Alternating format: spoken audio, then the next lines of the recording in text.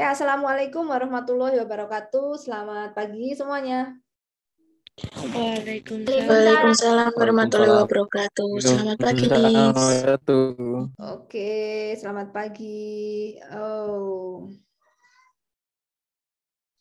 Yep. Nah, kita masih melanjutkan untuk minggu lalu ya, terkait cross cultural understanding, bagaimana memahami budaya yang berbeda. Setelah kita mencoba melatih memilih 5 tokoh tentang balada si pelaut, akhirnya kalian punya pilihan untuk meletakkan siapa karakter paling jahat, paling baik, atau biasa saja, gitu ya. Kalau Alvira and the gang memilih orang tua ada di posisi nomor berapa? Alvira di nomor berapa orang tua kemarin?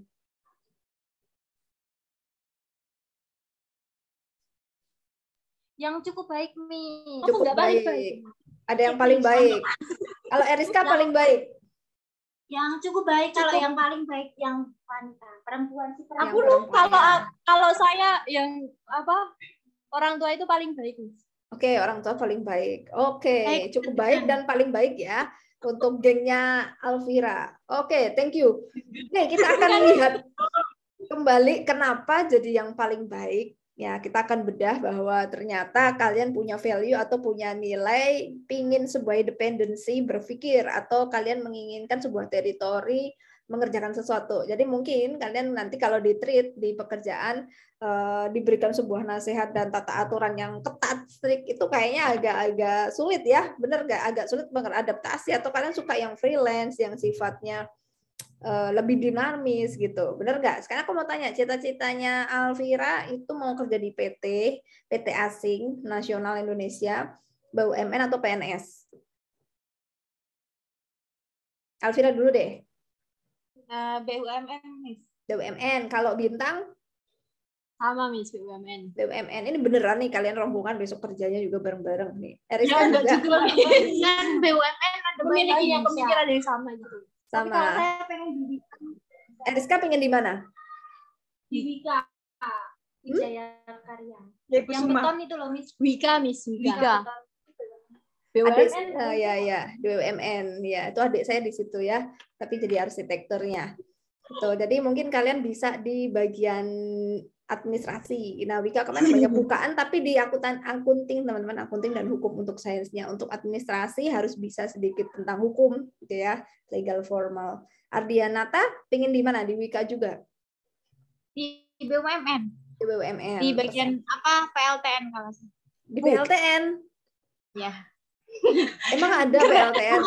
Oh, mungkin di luar negeri kali ya, atau di Batan. Kalau Batan di bawah kementerian, teman-teman. Oke, nanti kita akan ulas lagi kenapa teman-teman nanti kepinginnya di BUMN, dan seperti apa BUMN, dan gimana kita bisa menyesuaikan dinamika pekerjaan di sana gitu ya. Oke, untuk teman-teman yang milih di BUMN ini harus bersiap-siap dengan ritme pekerjaan yang strict ya, ritme pekerjaan yang tiada henti dan bahkan kalian kurang tidur. Jadi untuk orang-orang deadlineer itu cocok banget ada di ranah BUMN.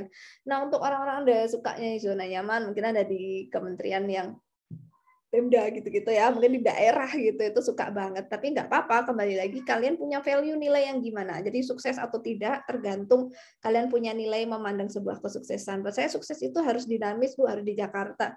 Buat saya sukses itu di daerah, yang penting bisa makan, Bu, hidup tenang, kerjaan nggak banyak, nggak harus deadliners. Buat saya itu sukses bisa bercocok tanam. So, kembali ke nilai kita masing-masing, tidak bisa kita judgement bahwa orang tua yang hanya ngambil makan aja buat para awak kapal itu dianggap jahat, tuh tidak bisa begitu gitu ya. Karena itulah nilai yang sudah dibangun oleh teman-teman semua atau masing-masing orang. Nah, itulah pentingnya kita kemarin belajar perbedaan karakter yang sengaja dikondisikan bahwa si pelaut itu terlihat jahat, yang akhirnya kita menilai seperti itu, atau si perempuan yang sangat baik sekali, tapi kita tidak tahu di balik itu jangan-jangan si perempuan memang dia menyimpan rahasia besar, kita tidak pernah tahu ya teman-teman, dalamnya hati seseorang kita tidak pernah tahu. So, yang kita lihat ya hanya kita bisa nilai ya hanya yang saat itu terlihat secara indera saja, perasaan juga ya. So kenapa harus ada perbedaan nih dalam budaya? Nah, ini yang disebut dengan cultural diversity. Makin banyak perbedaan di instansi, kantor atau organisasi bisnis, itu akan makin membuat kita menuntut sebuah tantangan bekerja dengan respect yang tinggi. Kenapa? Karena cultural diversity ini merupakan budaya yang meliputi specific region atau daerah dan merupakan hasil intelektual manusia. Nah, di sini kita bisa lihat kalau yang disebut dengan cultural diversity atau culture sendiri itu hasil dari budaya manusia atau hasil olah pikir manusia atau hasil intelektual manusia. Nah, perlu adanya cultural awareness atau kita harus memahami atau notice dengan budaya setempat supaya kita jadi seseorang yang gampang beradaptasi dan juga tidak membuat dampak yang merugikan terhadap orang di sekitar kita atau diri kita sendiri gitu ya. Nanti mungkin ada yang bisa bercerita, ada yang pernah magang nggak? Ada yang udah pernah kerja? Kira-kira di kelas ini ada yang udah pernah kerja belum? Ada yang pernah kerja? Nggak ada ya? Dendi pernah kerja nggak? Udah pernah kerja belum? Mungkin SMK gitu, kerja di mana gitu ya. Mbak Basor kerja, Miss. Yang mana? Mbak siapa? Khairil Basor, Miss. Khairil Basor. Khairil Basor ada di situ nggak? Kerja di mana bisa diceritain? Kita mungkin bisa bertukar experience. Kalau kelas tadi pagi ada yang udah kerja ya, Mbak Tinging Tias itu di BRI. Jadi dia bercerita tentang bagaimana beradaptasi dengan seniornya, butuh waktu berapa lama, terus trainingnya harus seperti apa, dia punya experience, diceritakan semua supaya kita sama-sama punya pengalaman nanti. Khairil ada di situ nggak? Ahmad Khairil? Ada, Miss. Oke, Ahmad Khairil Basor. Nah, Khairil sekarang bisa diceritakan ke kita udah pernah kerja di mana atau masih kerja? Masih kerja. Oke, kerja di mana Khairil? Sekarang masih ada di kantor berarti? Enggak, di kos. Kerjanya malam. Oh, kerjanya malam. Kerja apa? Di kantor apa? Di Circle K. Oh, di Circle K. Oke, udah berapa lama? 3 bulan, 4 bulanan. Oh, jalan 4 bulan. Di training berapa lama di sana sebelum kamu akhirnya? Di training 3 hari. 3 hari aja. Oke, kamu butuh adaptasi berapa lama? Atau nggak perlu adaptasi nih? Nggak perlu adaptasi sih. Oke, aman aja ya. Berarti budayanya di situ langsung Aman. masuk ya, ngeblend. Oke, good. Berarti tidak masalah. Thank you, Khairil, gitu ya. Mungkin tidak terlalu diverse banget ya, nggak terlalu diverse, nggak terlalu beragam, teman-teman. Jadi aman sih buat Khairil gitu. Mungkin kalau dia skupnya lebih gede kayak PT, apalagi orang asing, dulu pas pernah saya kerja di perusahaan Eropa, itu justru butuh tantangan tersendiri ya untuk memahami budaya kerja. Ya, karena di situ kan isinya banyak orang dengan background macam-macam ya. Ada dari ras Asia, ada dari ras lokal kita punya, begitu di Jawa, ada yang dari Eropa, Eropanya pun beda negara. Nah, dengan perbedaan ini otomatis nanti beda kepala gitu ya. Beda isi kepala dan beda bagaimana menangani dan berinteraksi satu sama lain. Nah, yang penting kita memahami tentang bagaimana orang-orang ini bersikap. Contohnya kalau kita rapat, kita juga harus tahu tata caranya gitu ya. Kita harus pahami SOP-nya, kita harus pahami di sana adatnya seperti apa. Nah, level of understanding ini perlu dipahami untuk memfasilitasi supaya kita bisa bekerja dengan baik, teman-teman. Nah, yang dimaksud budaya itu apa sih? Nanti misal pas TA ya. Pas TA tuh rata-rata nanti teman-teman atau pas tugas akhir tuh disuruh membuat tugas akhir kan, judulnya itu kebanyakan kalau yang saya kasih saran tuh dulu pernah misalnya peran budaya perusahaan untuk meningkatkan citra gitu ya, untuk meningkatkan positioning dari corporate itu sendiri. Nah, budaya perusahaan itu yang isinya apa aja? Yang dimaksud budaya perusahaan itu isinya salah satunya adalah tata aturan, tata tertib, termasuk juga bagaimana aturan perundang-undangan untuk rekrutmen, gaji, kalau terlambat gitu ya, perizinan, terus kalau nanti naik pangkat, pensiun, nah itu disebut customs. Lalu ada juga arts and social interaction, bagaimana ketika nanti dinamika antar pegawainya, terus bagaimana atmosfer interiornya ketika masuk tiba-tiba udah ada banyak interior patung, seni misalnya, berarti kan di situ bisa kita bilang kantornya itu bergerak di bidang seni gitu ya, banyak dipasang berbagai tulisan, penyemangat. Nah, kita bisa artikan itu sebuah budaya yang terbentuk di instansi tersebut. Nah, budaya ini kalau mau dilihat lagi bentuknya bisa berupa keyakinan teman-teman. Kalau di PT Otsuka kayak punya orang Jepang gitu ya, atau PT Mayora gitu, itu budaya yang paling terlihat keyakinan mereka itu adalah keyakinan untuk disiplin dan juga on time ya, punctuation itu sangat dijaga sekali.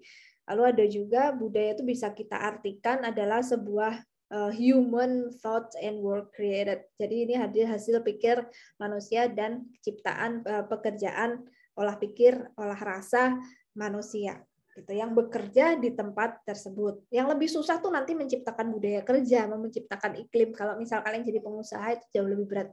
Nah, teman-teman kebanyakan saya dicurhatin sama teman yang berusaha bikin usaha ya, bikin apa istilahnya, bikin corporate gitu. Nah, itu yang tantangan terberatnya adalah memahamkan nilai, value, visi misi kepada pegawainya yang baru-baru. Itu susah sekali karena kan value nilai yang dibawa untuk generasi sekarang tuh beda sama yang ingin kita tanamkan. Rata-rata nanti akan ada sedikit crash untuk perusahaan yang mungkin lebih kompleks ya. Minimal PT atau juga minimal atau skala multinasional. Pasti semuanya pengen ya untuk bisa punya finansial yang mapan ke depannya, itu pasti butuh sebuah tantangan untuk memahami budaya di kantor. Nah, diversity atau perbedaan di tempat kerja ini perlu dan penting kita bisa pahami dan jembatani karena ini merupakan manifestasi dari bagaimana perusahaan ini bikin sebuah citra nanti ke depannya. Misal kayak Mbak Ayun gitu ya. Mbak Ayun dulu kan pernah kerjanya di salah satu marketplace Indonesia yang paling besar di Indonesia ya.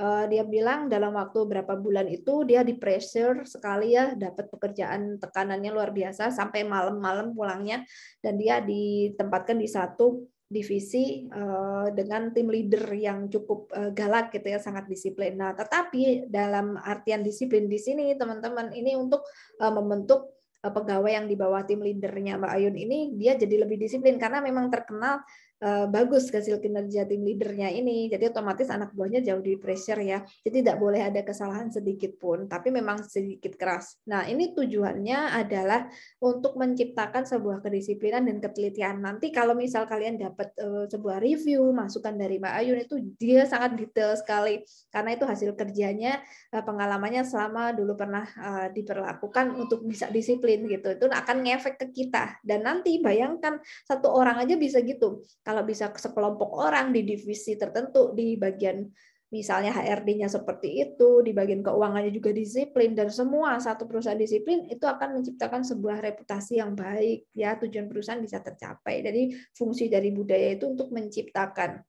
Nah, mencapai tujuan. Nah, gimana ini hubungannya dengan bisnis gitu ya? Nah, tentu saja kan bisnis reputasi akan berdampak. Nah, apa hubungannya dengan kita yang belajar English business? Nah, itu akan berdampak juga. Nanti kita ngerjain yang namanya surat-surat komplain, kita bikin surat komplain, kita menelpon, terus kita menjelaskan tentang duduk permasalahan nanti komplain itu by telephoning, kita rapat, negotiation, dan juga presenting bisnis, itu semuanya nanti di atmosferin atau di iklim itu kita harus mengikuti budaya setempat. Kalau memang presentasinya harus detail, harus menunjukkan fakta dan data, nah tentu saja itu iklim yang dibentuk, atau hanya beropini saja karena kita sebagai newbie, nah itu bisa dilihat dari bagaimana budaya itu berjalan. Nanti tergantung official administration yang kita lakukan sangat menentukan, sangat ditentukan oleh budaya setempat yang memang itu sangat beragam nanti nilainya. Ya, dari sini ada yang mau ditanyakan nggak? Atau belum? Belum ya? Ya udah, lanjut dulu. So, akhirnya setelah memilih 5 tokoh dan kalian tempatkan urutannya, yang akan kita ekstraksi adalah don't be judgmental. Silakan kalian menganggap orang tua itu cukup baik atau sangat jahat. silakan kalian menganggap bahwa pelaut itu sangat baik atau bahkan tidak ada gunanya juga, itu memang sudah biasa Bu di sana, ada saya pernah nemuin orang seperti itu. So don't be judgmental karena tiap orang punya rule yang dia anut gitu ya. Kalau besok kerja kita juga harus pastikan budaya tersebut seperti apa, baca aturannya. Kalau tidak ada aturan tertulis, kita lihat, kita tanya ke senior, kita membaca situasi dengan baik.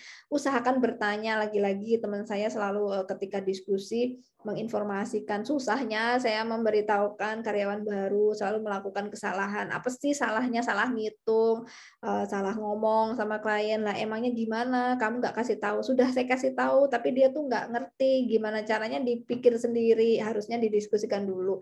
Oke, berarti ini masukan buat teman-teman semua ya. Kalau memang daripada nggak ngerti gitu lebih baik tanya. Tapi sebelum tanya alangkah baiknya membaca. Setelah membaca diskusikan baru bertanya. Itu supaya nggak kosong banget gitu ya. Nah, alangkah baiknya daripada ragu-ragu kita bertanya begitu. Tetapi sebelum bertanya kita harus punya wawasan dulu yang cukup begitu ya. Supaya nanti ketika ada pertanyaan dijawab, kita bisa ada diskusi yang membangun begitu. Nah, itu ya pentingnya kita harus agak sedikit berani untuk memahamkan situasi yang ada di tempat baru nanti. Lalu untuk budaya-budaya yang berbeda perlu juga kita respect, kita hargai dan tunjukkan rasa menghargai diri kita dan berikan sebuah impresi kesan yang baik juga kepada senior begitu ya. Nah, nanti untuk di di ranah PNS itu lebih hierarki sekali teman-teman ya, senioritas, superioritas itu akan Kasih krim. Oke. Lalu kita juga harus open minded ya, open minded dengan budaya kita sendiri, budaya setempat, jangan istilahnya skeptis terlalu berlebihan, yang penting kita profesional bekerja, jangan terlalu bawa-bawa hati, perasaan, di-keep dulu. Ya boleh, tapi tolong di depan para klien, di depan para manajer, di depan pegawai, itu tetap harus profesional. Please be profesional, dan profesionalism itu sangat berguna buat kita nanti bekerja. Dan hati-hati dengan prejudice atau dugaan kita ya, prejudice, dugaan-dugaan itu misalnya kita tahu ya kemarin akhirnya ada yang menyatakan bahwa si pelaut itu kategorinya baik. Nah, itu bisa aja dugaan kita ke hal yang negatif tuh. Misalnya kok bisa dianggap baik gitu ya. Padahal dia mengambil kesempatan dalam kesempitan. Itu value yang kita bangun, yang kita punya. Tetapi value dia beda, makanya dia bilang baik. Kalau value saya, dia itu baik karena sudah menepati janji. Orang menepati janji itu nilainya lebih tinggi dari hanya sekedar kesempatan dalam kesempitan. Saya kira kesempatan dalam kesempitan itu tiap orang pasti melakukannya, gitu ya. Tiap orang pasti oportunis dan nggak ada salahnya, dia manusia gitu. Pasti selalu ada ciri-ciri oportunisnya. Tetapi menepati janji belum tentu orang bisa. Kalau oportunis semua orang pasti gitu. Nah, mungkin itu yang value dia bawa dan dia dasarin untuk mengambil keputusan bahwa dia anggap pelaut itu orang yang baik. Nanti seperti itu dalam berkeputusan atau pemikiran orang-orang di kantor yang sangat kompleks, teman-teman.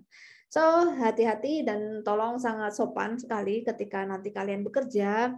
Dan emang sih kalau terkenal UNY itu lulusannya sopan-sopan ya, itu sudah terkenal banget di luar sana. Tapi saking sopannya ada negatifnya juga gitu. Selalu ada positif negatif ya. Negatifnya adalah teman-teman ini terlalu penakut gitu ya, dicap terlalu penakut untuk berargumen yang kritis dan kontroversial. Jadi saya nurut aja, saya manut aja. Padahal kadang-kala argumen itu sangat diperlukan kita sebagai bentuk kontribusi pemikiran yang inovasi dan inovatif nantinya.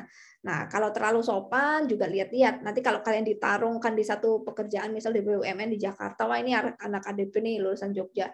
Terus nanti dia harus bekerja sama di satu kelompok dengan lulusan UI Jakarta, harus ketemu lagi kelompok dari ITB, ketemu lagi dari yang Bali misalnya. Itu kan karakternya keras-keras ya, disiplin. Nah, gimana posisi Jogja yang memang bentukan culture-nya halus? Iya aja, nggak bisa. Nanti kalian harus tetap mengikuti kultur di sana yang sangat-sangat ini ya, dinamikanya tinggi. Jadi kita jangan terbawa-bawa dengan yang dimana kita berasal, tetapi kita coba untuk mengadaptasikan di kantor kita nanti kerja.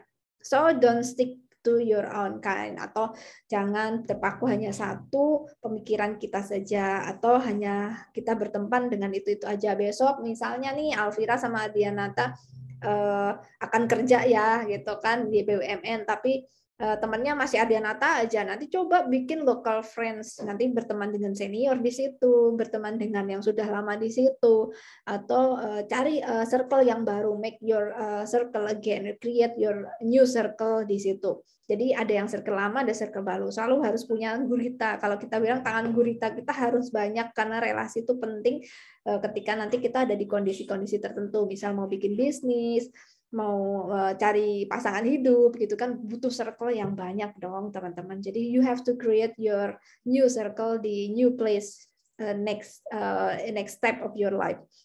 Nah, ini ada 3 kategori untuk menjudgment atau menilai sebuah kebiasaan ya. Nanti kita akan coba ya. Nanti kita akan coba, kalian silakan mulai stay tune di gadget masing-masing. Kita nanti akan coba untuk mainkan chat room-nya teman-teman semua untuk memilah-milah mana kebiasaan yang akan saya tampilkan setelah slide ini masuk ke kategori universal, cultural, atau personal. Oke, untuk universal ini adalah penilaian tentang ways atau cara atau nilai atau sebuah kegiatan di mana semua orang tuh melakukan kegiatan ini, tidak terkecuali ya.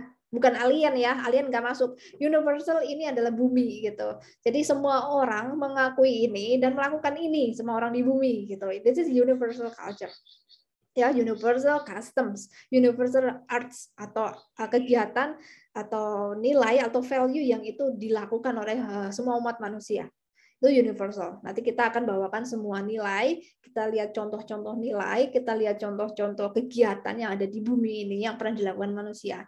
Lalu yang kedua adalah cultural. Cultural ini, kegiatan ini hanya dilakukan sebagian orang. Batasannya adalah negara, bisa kabupaten juga boleh. Biasanya adalah benua ya, kontinental, sebelahan bumi mana gitu ya, misalnya apakah Chinese, apakah Western, apakah Middle East atau Asian. Nah, ini masuk ke kategori cultural. Misalnya dilakukan oleh sebagian orang Indonesia Timur, atau hanya dilakukan Indonesia Barat atau Asia Timur atau Asia Tengah. Nah, itu masuk cultural gitu ya.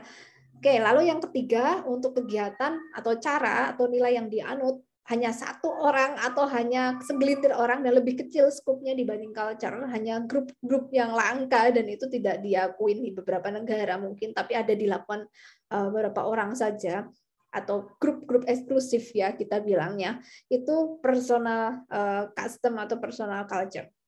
Udah paham ya? Nanti kalian coba memilih gitu ya, dia masuk kategori U atau universal, atau C cultural atau personal. Oke, ini dia kategori preference atau nilai-nilai yang akan kita coba untuk masukkan kategorinya, teman-teman. Silakan untuk yang pertama. Nanti silakan ketik di chat room ya, cepet-cepetan nih. Silakan di chat room kalian bilang dia masuk universal, personal, cultural. Untuk yang pertama dulu deh. Yang pertama, kebiasaan atau sebuah kegiatan tentang membukakan pintu gitu. Cowok bukain pintu untuk cewek. Nah, dia masuk budaya yang mana nih? Kegiatan apa nih? Cultural, universal, atau personal? Silakan tulis di chat room. Nurvika, universal. Yuni apa nih? Yuni universal. Kayak orang nangis deh. Oke, Koiril sampean. Alvira, Bintang, Ardianata, semua ya. Ini satu suara di berempat nih. Universal, seriously, universal. Indonesia emang pernah, yang pada punya cowok, emang pernah kalian dibukain pintu gitu? Pernah mau masukin kamar dibukain pintu sama cowok? Nggak pernah, Miss. Nggak pernah, ya kan? Ada yang personal. Why personal? Nih aku penasaran. Ada yang cultural. Oke, ini beragam banget ya kalian nih, sangat diverse banget kelas ini, diversity-nya tinggi nih. Ini kelas apa perusahaan asing sih? Muhammad Diki personal, Lukman Hakim personal. Oke, cukup. Saya mau tahu pendapat teman-teman nih, kenapa sangat berbeda. Untuk yang personal dulu, Muhammad Diki Kurniawan. Kenapa personal sih masuknya? Kamu menganggap ini hanya segelintir orang saja di belahan bumi ini yang melakukan ini? Apakah ini terlarang atau gimana? Silakan Muhammad Diki Kurniawan. Atau langka atau gimana nih? Menurut sebentar. Saya kok kayak di luar angkasa. BBB. Saya pakai ini ya, Miss. Ya. Pakai apa? Punyanya Apip. Iya. Menurut saya itu kayak nggak semua laki-laki bakal bukain, walaupun di tiap benua gitu, tergantung personalnya gitu, Miss. Oke, tergantung orangnya. Walaupun di benua mana saja gitu, di culture mana saja. Oke, tergantung orangnya ya. Oke, Ya. nggak menuntut kemungkinan dia misalnya culture apa kayak gitu semua, tapi tergantung orangnya. Iya. Oke, kalau menurut Adil ya Almas, Adilnya bilang cultural. Itu berarti di mana, di negara mana nih yang kamu sering lihat temuin tentang kebiasaan ini, membuka pintu nih buat cewek, cowok bukain pintu buat cewek. Ya, kalau menurut saya culture membuka pintu oleh laki-laki untuk perempuan itu biasa ada di Western people gitu, Miss. Dan jarang untuk di Asia ada orang terbiasa untuk melakukan hal itu. Oke. Kalau menurut saya ada, tapi valet parkir ya, yang masukin mobil kalau di hotel kunci dikasih gitu. Mungkin gitu, tapi bukan untuk yang kategori di luar itu gitu, hanya kalau service saja. Ya. Oke, thank you. Thank you. Lukman, kenapa ini universal? Kamu selalu seperti itu kah? Ketika jalan sama cewek, bukain pintu, jalannya berarti sama pakai mobil nih. Lukman, kenapa ini masuk kategori universal? Do you think Indonesia do it every day, every man? Itu, Miss. Tadi ngetik 2 kali. Yang saya personal, Miss. Oh, jatuhnya personal. Oke. Thank you, Lukman. Oke, saya ambil kesimpulan aja ya, teman-teman. Oke, thank you, Lukman. Saya ambil kesimpulan saja ya. Untuk man opening the door for woman, ini kecenderungannya cultural, teman-teman. Secara mayoritas itu ada di belahan bumi Western sana. Western itu almost, terutama di Europe ya, di Inggris, di mana dia punya adat yang sangat menghormati wanita dan ya sangat kekerajaan banget lah gitu ya, kerajaan banget. Jadi kalau kalian nonton film Inggris gitu ya, film Hollywood misalnya, dibandingin sama nonton film Amerika itu pasti beda, sangat sopan, bajunya rapi sekali. Misalnya nonton bioskop Dead on the Nile yang lagi viral ya, Gal Gadot tuh, sama filmnya Poirot gitu ya, apa sih ini, detektif gitu, bajunya tuh rapi banget ya, sangat rapi sekali. Nah itu biasanya ada di British, di Inggris gitu.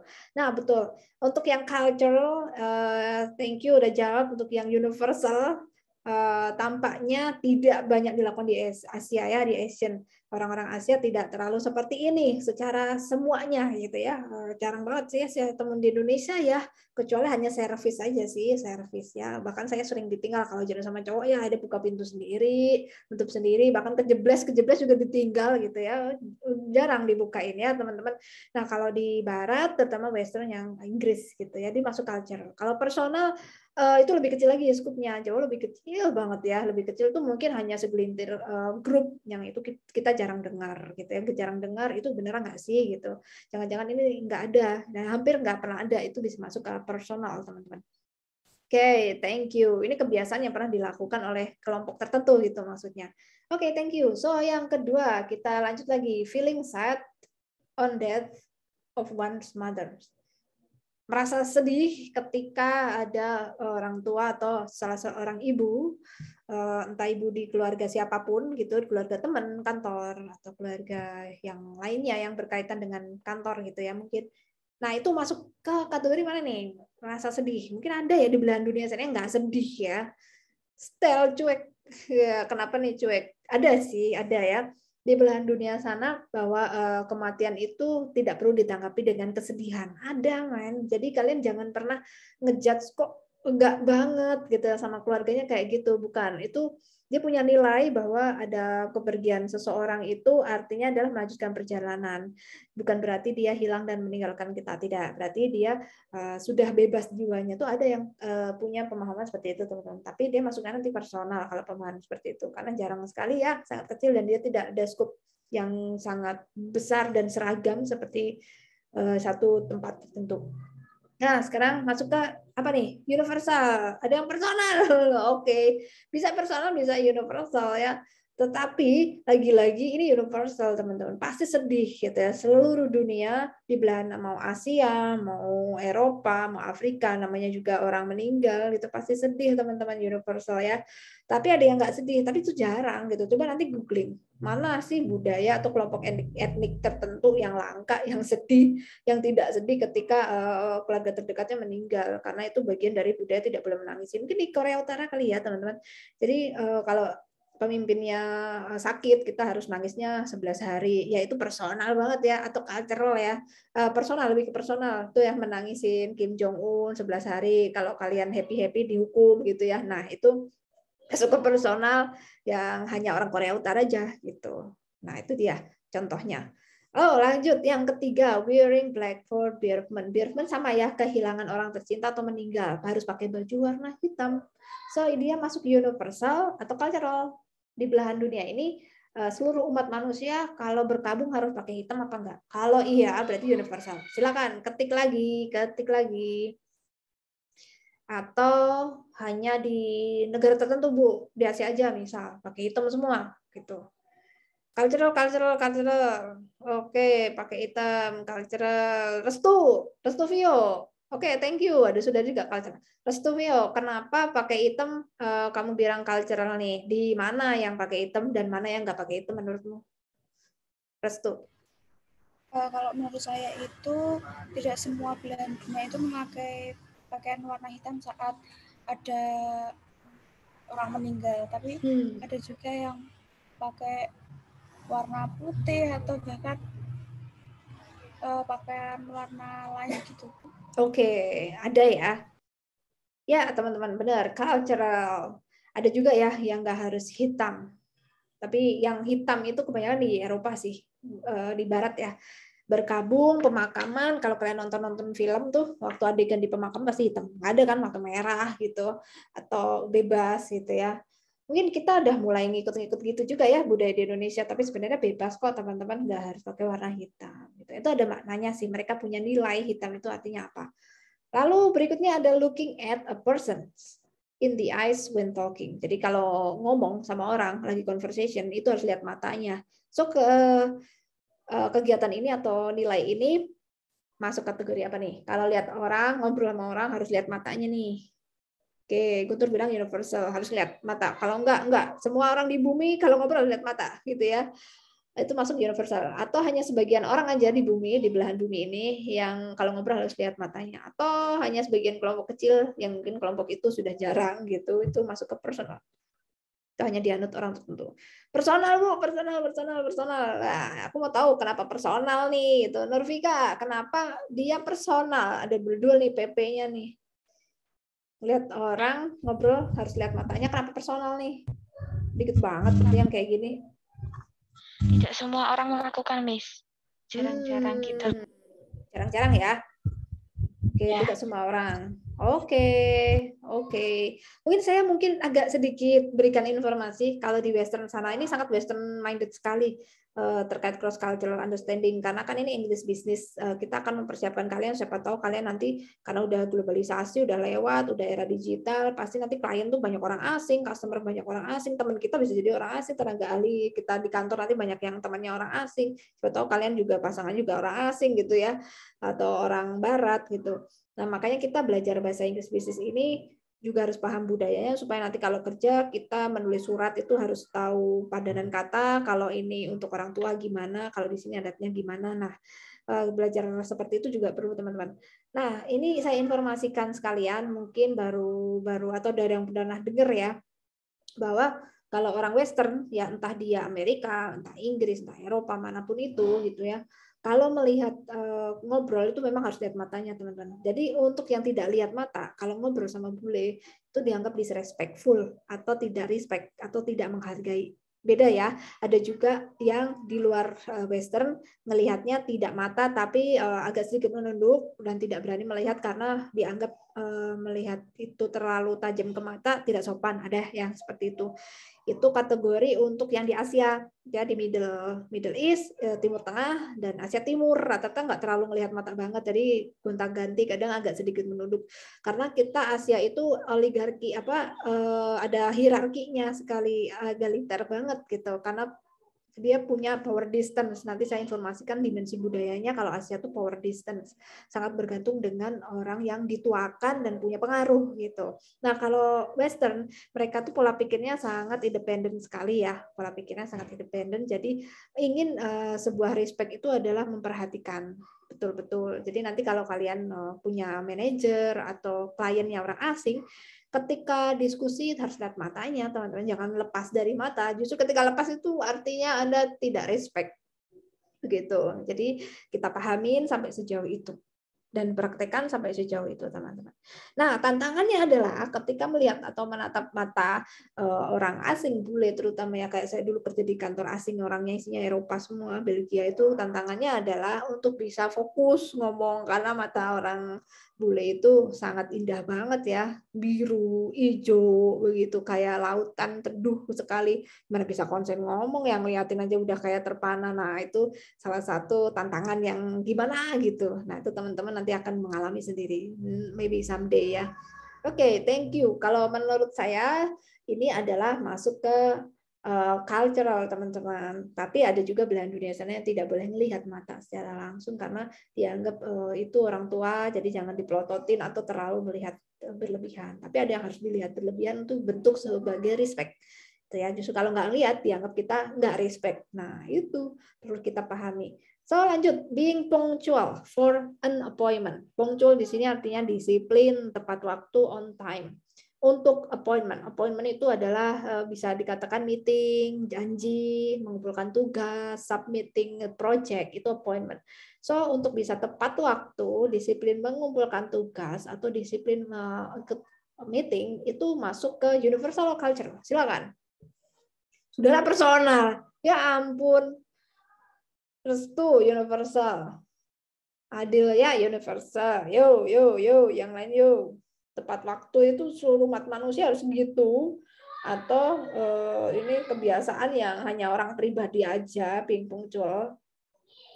Boleh telat. Ada nggak di luar negeri nih selain Indonesia yang harus telat nih, harus telat? Budaya kita tuh telat tuh asik loh gitu. Ada nggak kira-kira yang satu negara harus seperti itu gitu ya, yang so yuk telat yuk gitu. Ada nggak kira-kira? Kalau ada ya dia masuk ke satu wilayah doang. Gitu. Kalau nggak ada berarti semuanya universal. Ya, ada yang cultural, oke. Ada universal. Oke, Dian Triwibowo. Dian yuk, kenapa ya Dian? Dia harus universal nih untuk on time. Why? Ya karena kalau misalkan kita kayak mau ngadain meeting kan ya emang nggak boleh telat, dan ya dan menurut saya di dunia pun semua orang kayak gitu, Miss, nggak boleh telat. Ya. Betul. Universal. Oke, ini preferences. Preferences ini ada kecenderungan, teman-teman. Kecenderungan. Jadi kecenderungan itu bisa kita kategorikan ditaati seluruh dunia atau hanya sebagian orang. So, bisa masuk ke universal, tapi bisa juga cultural. Kenapa universal? Karena ini dalam culture perusahaan manapun nggak mau kan punya karyawan yang telat-telatan gitu ya. Bahkan teman saya bikin aturan, kamu kasih berapa spare waktu buat telat nih anak-anak, kasih 10 menit, tapi kalau lebih dari 10 menit dipotong aja 18.000. Dari mana hitungannya? Dia punya aturan sendiri. Nah, kalau di perusahaan lain juga pasti nggak mau. Kalau kita punya usaha juga pasti nggak mau ya. Ke teman-teman ini sering terlambat kan, maunya mengerjakan pekerjaan itu selesai, disiplin. Dengan adanya disiplin ini kita bisa menyelesaikan pekerjaan banyak dengan waktu yang tepat karena punya goal gitu ya, punya tujuan. Usaha itu pasti punya tujuan, maunya segera buka cabang, segera nambah modal. Nah, itu kan waktu berkejar-kejaran terus. Jadi pekerjaan harus segera diselesaikan.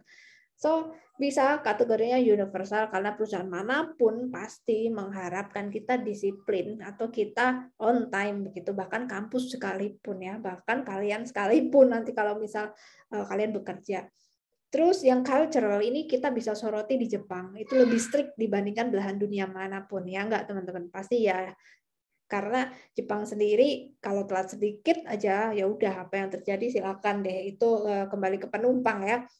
Ada juga teman pernah cerita dia pernah pacaran sama orang Jepang sering terlambat ya, akhirnya di break up ya, diputus karena kesannya dianggap males gitu, karena gimana itu mereka disiplin banget gitu, disiplin bahkan kerjaan pun sampai ke arah seperti itu harus on time, bahkan tidur juga harus dihitung, jam sekian harus makan, jam sekian harus istirahat, besok harus bangun pagi karena berkaitan dengan efisiensi listrik, waktu itu buat mereka sangat berharga bagaikan samurai ya pedang. Kalau kita tidak bisa memanage dengan baik, kita sendiri yang tertebas karena waktu itu ya menentukan kita nanti bisa sukses atau tidak, atau bisa mencapai yang kita tuju atau tidak. Oke, thank you ya teman-teman. Mungkin Jepang lebih strict dari Indonesia. Itu bisa jadi masuk ke culture. Tergantung kalian milihnya U atau C dan bisa berargumen.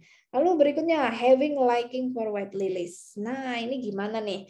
Having liking ini maksudnya adalah memberikan hadiah, yaitu bunga lili warna putih ketika kamu admire atau punya aspiration atau suka sama seseorang. Biasanya di kantor sih, ini budaya tertentu ya. Budaya tertentu ketika di kantor lagi rapat, presentasi, terus kamu suka sama hasil presentasi orang itu, kalian ingin menjaga hubungan baik dan friendship gitu ya. Kalian kasih hadiah bunga putih gitu, warna putih tapi bunga lili. Nah, menurut Anda ini masuk ke universal, cultural, atau personal? Personal, Bu. Oke, hanya orang tertentu ini, Bu, gitu ya. Cultural, personal. Oke. Eriska kenapa personal? Jangan-jangan Eriska suka dikasih bunga nih, makanya dibilang personal. Bu, aku sendiri suka, Bu, gitu. Eriska, kenapa?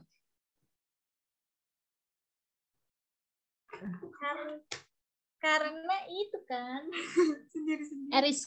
Eriska dulu, nggak apa-apa. Oh, yang mana ya, Miss? Maaf, Miss nggak perhatian. Yang lili, bunga lili yang ngasih bunga, ya ngasih bunga. Itu yang personal karena menurut saya itu tuh dari kayak pribadinya masing-masing gitu, Miss. Nggak semua orang tuh kayak ngasih reward gitu ya.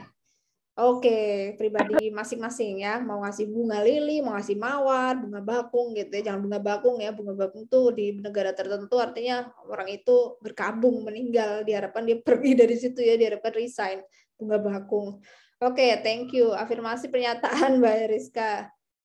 Maksudnya gimana Isabel? Oh, oke, aku paham, karena pengen dikasih bunga gitu ya. Oke, Sudana deh. Sudana kenapa cultural? Pasti ada di negara tertentu nih. Kalau Anda bilang bahwa ngasih bunga warna putih itu menunjukkan atau simbol suka pada seseorang atau admire atau kagum gitu sama seseorang. Sudana, kenapa kamu menyatakan dia cultural? Di sebuah negara tuh dianggap arti ketulusan, Miss. Oh, oke, negara mana? Kamu bisa statement di mana? Kamu bisa googling negara apa nih? Untuk negaranya belum tahu. Oke, di berbagai negara. Lagi-lagi betul ya, Sudana. Saya sempat ngecek juga, udah sempat ngecek bunga lili ini lagi-lagi di Eropa ya, teman-teman, di kantor di Eropa, karena ini materi kan sangat cross cultural dan banyak hawa-hawa atmosfernya dari barat ya. Ada dari barat sana. Oke, betul ya. Kalau ini bisa kita kategorikan culture, teman-teman, banyak preference kalau nanti kalian kerja sama orang Inggris di Unilever misalnya, atau PT yang makanan ya, P&G, Procter & Gamble gitu ya, P&G, perusahaan-perusahaan seperti itu, rata-rata basisnya adalah budaya British. Nah, itu bisa jadi kalian lihat loh, dikasih bunga saya ya, habis presentasi, itu budaya mereka seperti itu. Ya udah adat mereka kayak gitu, memperlakukan seseorang gitu loh. Nah, itu dari Western, teman-teman, Western, tapi yang di Eropa. Oh, lanjut yuk, respecting old people, menghargai orang-orang tua gitu. Orang elder lah, maksudnya orang tua nih. Oh, universal nih, grup berempat universal. Ada yang hanya personal, Bu, dan yang tertentu kok. Ada yang enggak juga manggil nama orang tua, namanya aja kok di barat misalnya. Ya enggak? Oke, mungkin ini betul ya untuk teman-teman semua bisa dikategorikan universal. Lukman juga bilang universal, Adilnya juga, Restu juga. maksudnya respecting di sini adalah secara umum ya, menghargai orang yang tua. Ini aku ada cerita dari Australia tuh. Dulu ada teman yang pulang dari sana, dari Australia. Jadi di Australia itu teman-teman orang-orang yang udah pensiun ya, orang tua pensiun dan orang tua yang di umur 60-an lah, udah hampir mau jompo gitu, elder. Mereka ini digratiskan untuk naik angkutan umum atau transportasi publik. Jadi mereka punya kartu gitu ya, namanya Diamond atau nama-nama tambang sih, kartu gitu ya. Diamond, Pearl gitu, karena mereka kan kota benua yang tambang kan, penghasil tambang. Jadi kartu untuk orang tua naik bis gitu, naik tram, naik kereta bawah tanah itu gratis. Jadi orang-orang tua ini kalau mau piknik ke pantai, ke museum gitu, ke tengah kota, city center, mereka tuh free gitu, dianggap mereka sudah berjasa semasa hidupnya, sudah memberikan kontribusinya pada negara gitu ya. Nah, kalau untuk yang anak-anak sekolah yang di bawah kuliah masih high school itu, di bawah high school itu juga free teman-teman, karena dianggap masih studi. Tapi untuk para pelajar yang college, student college itu 50%, 50% diskonnya untuk dapat kartu akses naik transportasi publik. Kalau pekerja full ya, pekerja full seperti itu. Pekerja tetap dibayarin full, tapi nanti untuk yang orang-orang tua, old people atau elder ini digratisin untuk naik bis gitu, bis ke tengah kota. Itulah negara yang sangat menghargai orang tua ya. Beda sama kita mungkin masih bayar orang tuanya di sini kalau naik bis gitu. Itu salah satu bentuk value yang mereka bangun dan akhirnya tercreate dalam suatu sistem di negaranya, respecting all people. Kalau kita juga ada mungkin ya, naik bis, kalian kalau di Jakarta itu atau bis-bis umum ya di Transjakarta itu kan ada kursi untuk orang tua gitu. Nah, nanti jangan dipakai kita ya kalau kosong gitu, atau di tram juga sama, itu ada orang tua juga dikasih prioritas begitu. Atau kalau di bank itu kalau ngantri orang tua disendiriin, teman-teman, dikasih tempat duduk, diduluin untuk lansia begitu. Nah, ini termasuk respecting all people. Tapi ada ya di belahan dunia sana respecting yang dimaksudkan respecting dalam artian untuk fasilitas, tapi respecting yang bukan fasilitas itu bukan untuk bentuk respect ya. Kalau kita manggilnya harus mbah atau bapak ibu itu respect juga. Kalau di barat sana memanggil nama itu untuk ayah ibunya ya namanya gitu, namanya bukan bapak ibu, tetapi ayah ibunya dianggap seperti teman. Itu bukan bagian disrespectful, justru itu respect mereka, caranya memanggil nama supaya akrab. Di China juga besok kalian kerja sama orang Cina, jangan cici, jangan koko kayak orang tua banget, panggil nama aja. Kalau di sini cici koko ya mungkin, di sana ada juga mereka nggak mau dari cici koko, panggil nama aja, maunya mereka dihargai setara, equal. Nah, itu nilai yang mereka punya, teman-teman. Oke, lanjut. Using handwriting analysis to hire person. Berikutnya nih, menggunakan analisa tulisan tangan untuk bisa merekrut pegawai. Nah, itu kebiasaan itu dilakukan seluruh perusahaan atau hanya di berbagai negara aja? Personal, Saudara bilangnya personal. Ya, perusahaan tertentu aja, Bu, jarang sih gitu ya. Untuk cultural. Yo, lagi yo, selain Saudara sama Adelia, ada nggak? Menggunakan tulisan tangan. Jadi kita mau tes pegawai ya, terus kita disuruh nulis huruf tertentu atau kalimat tertentu, kalimatnya atau tulisannya kita dianalisis, oh ini karakternya gini loh. Itu semua perusahaan gitu apa enggak sih menurutnya? Menurut Anda? Guntur yuk, Guntur coba. Guntur kenapa ini personal, Guntur?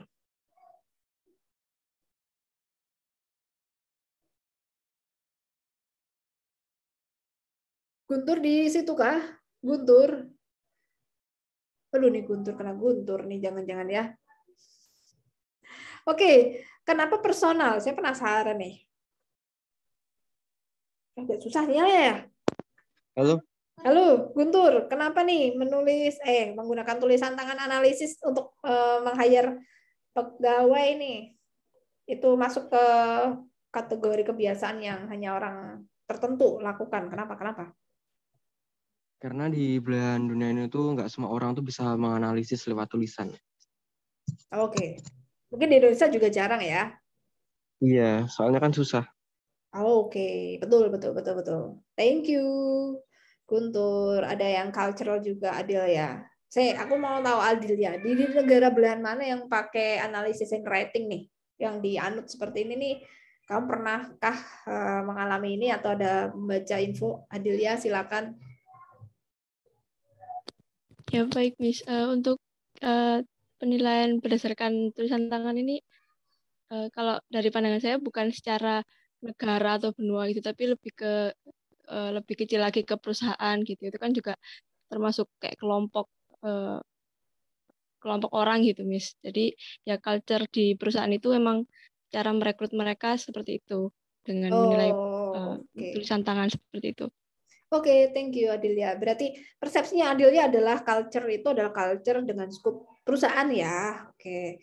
Nah, ini lagi-lagi yang dimaksud diferensiasi kategorinya tuh culture-nya lebih ke region sih, region. Region itu maksudnya ini nih. Nih, common in each other gitu ya. Tapi nggak apa-apa sih kalau memang persepsinya mau ke groups gitu ya, ke groups perusahaan tertentu. Tapi memang ada teman-teman, tapi jarang ya, sangat jarang. So di sini bisa masuk ke cultural ya, boleh juga ke cultural, boleh juga ke personal, tergantung ke perusahaannya mungkin hanya sedikit, tapi kita bisa kategorikan perusahaan itu sebagai scope organisasi yang kita bilang groups. Jadi bisa cultural, boleh ya. Nah, yang kalau universal mungkin adalah interviewnya, menganalisis karakter dengan interview, itu mungkin kita bisa bilang universal. Kita semua pasti kalau mau rekrut pegawai baru kita harus melewati yang namanya interview kan. Itu udah di mana di seluruh dunia pasti ada interview ya. Kalau handwriting analysis sama drawing analysis, gambar orang, terus nanti gambarnya dianalisis, itu juga bisa kategorinya cultural. Mungkin kalau dia perusahaan India kita nggak perlu lagi gambar orang, hanya interview aja mungkin, atau nggak handwriting tapi ngelihat telapak tangannya, karakternya, we don't know ya, itu cultural. Oke, thank you. Lanjut ke sitting down when drinking water. Duduk nih kalau minum. Ada nggak di belahan dunia sana yang kalau minum itu berdiri culture-nya? Kalau duduk malah disrespectful. Nah, silakan. Cultural, sudah bilangnya cultural nih. Kalau minum air harus sambil duduk gitu ya, cultural. Cultural juga Lukman. Oke. Muhammad Diki bilangnya cultural juga gitu ya.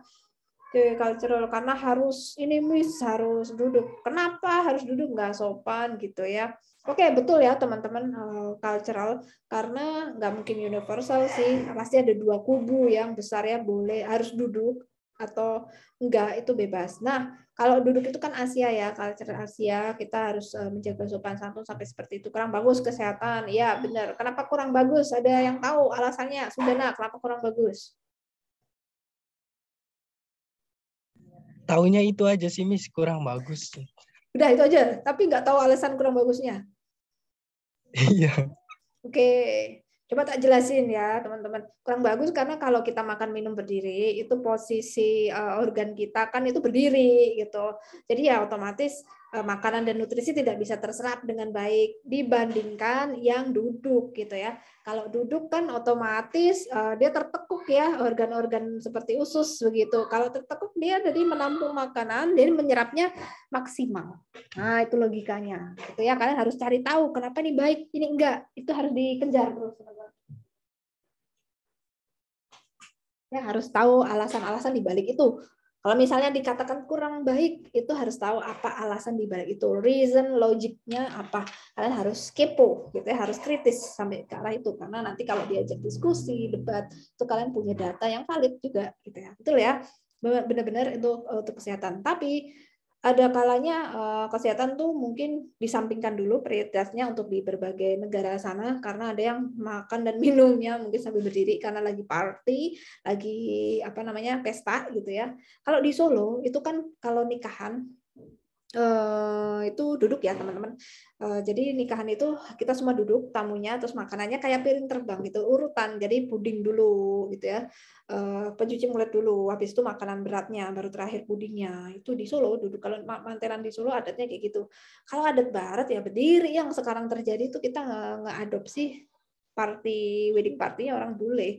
Datang berdiri, makan diri, ada prasmanan berdiri. Nah, kalau Jawa asli Solo itu duduk teman-teman nikahannya ya asik banget. Jadi ya capek juga sih duduk dia sambil ngantuk-ngantuk itu dengar langgam Jawa. Tapi kalau Barat berdiri teman-teman. Oke, thank you. Yo, lanjut yo. Ada paying dowry, husband price. Ini maksudnya adalah ketika wedding, nikah. Nah, waktu nikah, ini yang bayar mahar yang laki-laki nih. gitu ya. Nah, menurut Anda ini cultural or universal? Ketika menikah, yang yang membayar mahar laki-laki. Jadi kita membeli perempuannya gitu. Cultural is universal Universal. Oke. Ada yang cultural. Lagi-lagi dong selain Sudana. Selain Alvira, Abdussalam, Farman, Restu, cultural. Mana lagi? Siapa yang personal nih? Bu, menurut saya hanya orang tertentu aja Bu yang ngasih mahar. Ada juga nggak pakai mahar Bu gitu. Oke, tapi mungkin di Indonesia yang cowok ya. Di Indonesia yang cowok ya. Oke, kenapa cultural nih menurut Abdussalam? Ada nggak yang cewek yang ngasih mahar? Ada nggak budaya kita? Ayo coba diulik kembali. Ya. Ada sih Miss kemarin di mana ya, di Padang kalau nggak salah. Iya betul iya, kan? Abdussalam. Di ceweknya yang itu. Ya material ini ya. Jadi yang jalur ibu lebih berat dibanding jalur ayah. Kalau kita kan jalur ayah ya, jadi ngikut nasabnya ayah. Kalau di Padang, Sumatera sana ikut nasabnya ibu. Jadi dianggap perempuan itu kaya raya banget gitu ya. Jadi dia yang malah membeli laki-laki dengan mahar. Ya betul di Padang teman-teman. Kalau Batak saya rasa belinya bukan cowok ceweknya, tapi marganya. Kalau marganya lebih tinggi yang laki-laki ya beli marga laki-lakinya gitu. Atau bahkan dia dari kalangan bukan ada marga itu beli. Itu lumayan ya. Panai kalau orang di Nusa Tenggara Timur tuh ya, orang Belis gitu ya. Orang Nusa Tenggara atau orang Timor itu panai atau Belis atau mahar. Itu luar biasa itu buat cowok-cowok ya. Di Arab juga sama ya, seperti itu, atau di Timur Tengah juga sama. Bahkan gila-gilaan untuk harga sebuah mahar. Oke, thank you. Ada lagi lanjut ya. Masih itu 2, 3, 4. Widows ini adalah janda atau wanita yang ditinggal meninggal suaminya. Itu ketika berkabung ya menggunakan baju warna putih. Widows wearing only white clothes. Nah, itu masuk universal atau cultural. Menurut Anda, ada nggak di belahan dunia ini yang menggunakan baju para janda ini yang ditinggal meninggal suaminya? Kalau berkabung ya, masa berkabung seminggu, sebulan gitu, harus putih gitu, harus putih. Cultural nih, cultural. Oke, Yoga bilang cultural. Oke, Sudana bilang cultural juga, Adelia cultural. Kok kan cultural berarti ini satu wilayah atau satu grup. Ada yang tahu nih grup mana ini yang kalau pakai baju harus putih kalau mereka ditinggal suaminya meninggal ini. Siapa nih yang mau ngomong ya? Diantri. Oke, good. Betul. Kalau mau suka nonton film India apa? Judi. Bener. Ya, bener. Soalnya nenek saya sukanya lihat India. Oh ya, ya udah berarti betul sudah. Kalau nonton di film India betul ya. Betul. Ini habis kremasi itu rata-rata yang perempuan harus pakai kain sarinya tiap hari putih ya gitu. Kayak di Mahabharata juga waktu dikremasi itu semuanya pakai baju putih termasuk yang jandanya gitu. Ketika udah nggak pakai baju putih, yang para keluarga yang lain yang ibunya itu masih pakai baju putih. Oke, good. Yuk lanjut yuk. Bathing daily, mandi tiap hari. Oke, mandi tiap hari ini kebiasaan yang universal cultural. Oke, universal Sudana. Oke, rajin mandi berarti Sudana. Dia bilang universal harus gitu. Selain Sudana. Oke, Dian apa tadi? Dian apa nih? Dian apa? Bathing daily, mandi tiap hari. Dia masuk cultural apa universal? Ayo. Coba kebiasaan mandi, ada nggak? Ras yang kagak doyan mandi.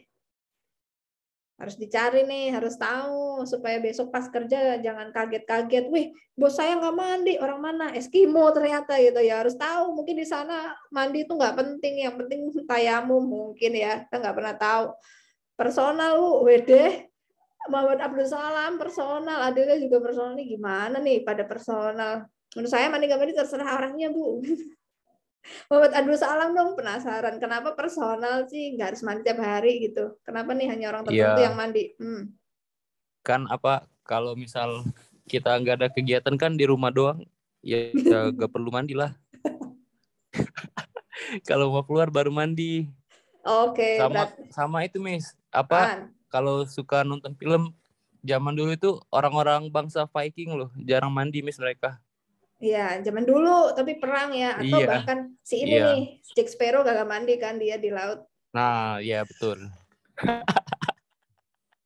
Oke, thank you Abdussalam. Siapa yang mau mempekerjakan Jack Sparrow di perusahaan? Aduh, dia mah harusnya buka perusahaan. Ini kan kita konteksnya perusahaan ya, nggak apa-apa sih. Jadi jangan kaget besok, wah kita mau rekanan sama Jack Sparrow nih, gitu. Atau mau rekanan sama orang dari Yakuts, dari Rusia nih Bu, dari Rusia gitu, dari Rusia. Waduh, mereka udah hobinya vodka, kagak mandi misalnya gitu ya.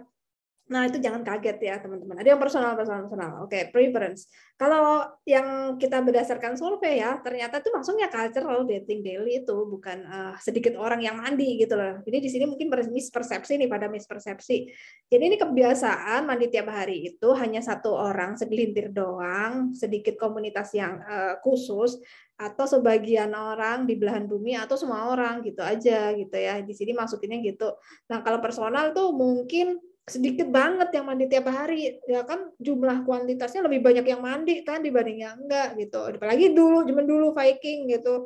Nah, mungkin masih ada untuk belahan dunia di mana tuh orang-orang di kutub ya, di kutub nggak mandi loh. Aku nonton juga orang Inggris itu di musim tertentu sangat membeku kan, freezing banget. Ya nggak mandi. Orang Amerika juga kalau lagi membeku di musim awal-awal tahun kayak gini pada nggak mandi gitu ya, nggak tiap hari. Kadang mereka tuh nggak punya fasilitas untuk air panas, ya, gas. Mereka tuh air panasnya pakai gas, itu mahal. Di Inggris itu juga ada di kawasan tertentu juga nggak mandi mereka. Jadi kadang kita tuh berskeptisnya kayak gini, aduh orang bule kenapa pada disukain sih? Mereka tuh jarang mandi. Kadang bilangnya kayak gitu ya. Ya iyalah mereka kan memang nggak ada keringatnya gitu. Habis gitu juga mau mandi pakai apa gitu, semuanya membeku gitu dan mahal kan kalau pakai gas panas gitu. So bathing daily kita bisa dibilang culture juga teman-teman, tapi personal mungkin kurang ya. Kalau universal juga ada juga yang nggak mandi, buat mereka itu mandi itu bukan sebagai prioritas atau yang seperti tadi Abdussalam bilang gitu. Buat saya mandi itu ini Bu, kalau mau laki keluar ada sih di belahan dunia sana yang kayak gitu juga ada gitu, atau nggak ada keringatnya Bu, buat saya, tapi ada di belahan dunia ini mandi itu wajib kayak di Indonesia terutama ya, nggak ada kan orang Indonesia nggak mandi. Kalau di rating ini di survei itu lebih banyak, hampir 50-50 mungkin ya, tetapi mesti mostly bathing every day untuk orang-orang kayak di Arab atau juga orang-orang yang itu bagian dari bersuci begitu. Apalagi orang Bali wah harus setiap mandi ya. Mereka dengan kultur di mana keagamaannya adalah kegiatannya menggunakan air gitu ya. Yang ada unsur air ritualnya, ada airnya, itu udah pasti mandi teman-teman. Dia pun juga itu pasti mandi untuk bersuci, membersihkan itu pasti mandi. Nah, terus di Afrika juga itu kan jarang ada air ya. Itu mungkin juga jarang mandi juga ya. Kita nggak pernah tahu. Aduh, mudah-mudahan mereka ada air deh. Oke, thank you. Lalu shaking hands as a way of greeting.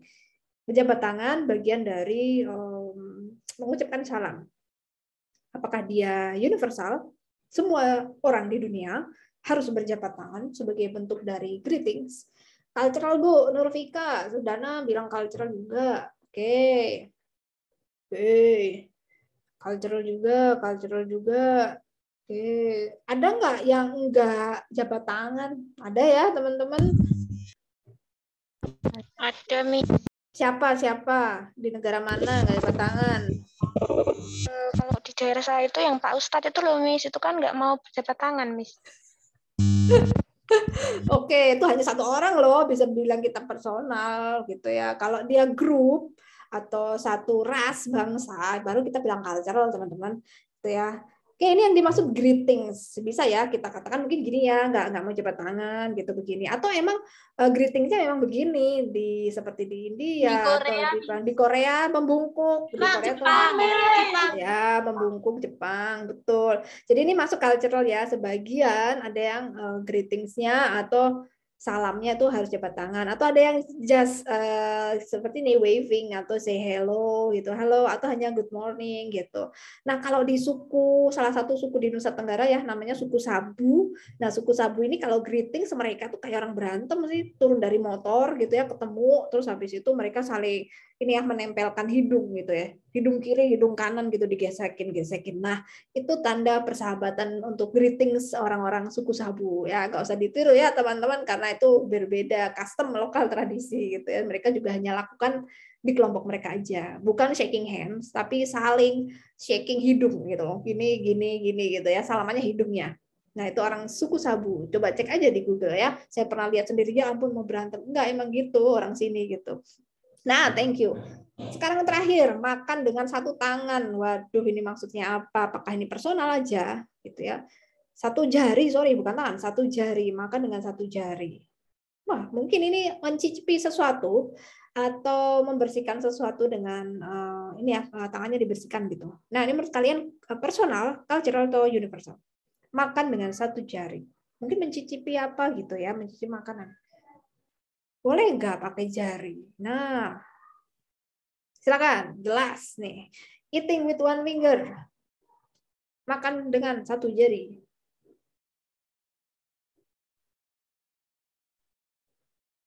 Sudana personal, oke, Adelia personal. Ini yang lainnya pada on nggak sih? Kok yang ini aja? Guntur, yang lain nih 35 nih. Ntar yang dapat nilai ini doang loh. Ayo, yang lainnya nih. Lukman juga udah tadi personal, Dian juga shaking hands. Eating with one finger, Dian personal. Jarang Bu gitu ya, personal Bu, jarang. Oke Dian, kenapa personal Dian? Karena saya belum pernah lihat gitu orang makan pakai satu jari. Satu jari ya, oke belum pernah. Oke, Isabel, apakah sama? Thank you Dian. Apakah sama? Jarang. Sama Miss. Kayak aneh aja kalau pakai satu jari itu gimana? Iya. Oke, thank you. Ya, teman-teman kita bisa kategorikan. Thank you, kita bisa kategorikan personal ya. Atau mungkin nanti kalau kalian bisa cari di Google, itu bisa aja skupnya udah ke bangsa atau satu negara, itu jadi kebiasaan, ya wes itu berarti cultural gitu ya. Tetapi kalau hanya jarang, sedikit orang, ya itu masuk ke personal. Itu ada pernah saya ngecek sih. Ini maksudnya adalah mencicipi makanan gitu ya, atau membersihkan tangan atau jarinya ketika sudah selesai makan, menjilatin tangan itu ya. Kayaknya di Middle Eastern sih, di daerah Timur Tengah ya, bisa masuk ke kategori cultural. Tapi mungkin sekarang udah nggak semua orang Timur Tengah. Kadang kan mereka sekarang itu udah belajar ke Western juga, udah pada sekolah ke luar negeri, itu mungkin budaya-budaya seperti itu agak sedikit hilang gitu. Oke, thank you. Itu tadi kita mencoba memilah-milah mana yang masuk ke kategori seluruh umat manusia lakukan, hanya sebagian orang saja, atau bahkan jarang. Paling 3 jari minimal. 4 lah, ini kan kecil toh. 4, jarang 3 sih. Sudah nih 3 jari. Oke, so kita bisa simpulkan yang kalian sudah tadi pilih masuk kategori mana budaya tersebut, itu yang dimaksud aspek visible dan invisible. Jadi ada yang namanya aspek dalam budaya itu yang terlihat atau visible dan tidak terlihat invisible. Nah, aspek yang tidak terlihat ini akan mempengaruhi aspek yang terlihat, teman-teman. Jadi kita harus juga mengerti tentang aspek yang terlihat. Misalnya aspek terlihat itu adalah cara berpakaian seragam, ya, atau juga atmosfer ruangan dicat semua warna putih, memang dibuat supaya passionnya muncul tentang kedamaian gitu, atau dicat warna-warni di Google gitu ya, kantor di Google itu nanti warna-warni dibuat seperti taman bermain, playful banget, karena memang mau menciptakan atmosfer yang penuh kreativitas gitu, atau kantornya YouTube juga seperti itu, atau kantor di media massa itu beda dengan kantor yang ada di konstruksi, itu beda lagi. Nah, itu yang dimaksud dengan visible aspek. Itu berangkatnya dari invisible, yaitu pemikiran atau inspirasi atas sudut pandang sesuatu, atau belief, kepercayaan, atau akar dari budaya. Misalnya yang punya orangnya dari Timur Tengah sangat ini banget religius sekali, ya udah nanti auranya dibahas hijau kayak di masjid gitu ya misalnya. Nah, seperti itu karena itu berkaitan dengan roots in religious atau belief, kepercayaan, atau cerita-cerita yang dibangun oleh para pendiri perusahaan atau epos atau cerita zaman dulu yang mengandung filosofi, itu nanti ditransform ke dalam suasana atau aturan-aturan yang ada di perusahaan gitu ya. Nah, ada loh teman-teman yang ingin cari kerjanya tuh melihat budayanya. Aduh, aku mau kerjanya di PT ini, Bu, Kompas, Bu, aku mau di ini nih karena budaya perusahaannya gini, aku suka gitu ya. Tuh mau kerja di TikTok, Bu, mau kerja di ini. Ya, jangan salah loh, kerja di startup itu strict banget, teman-teman ya.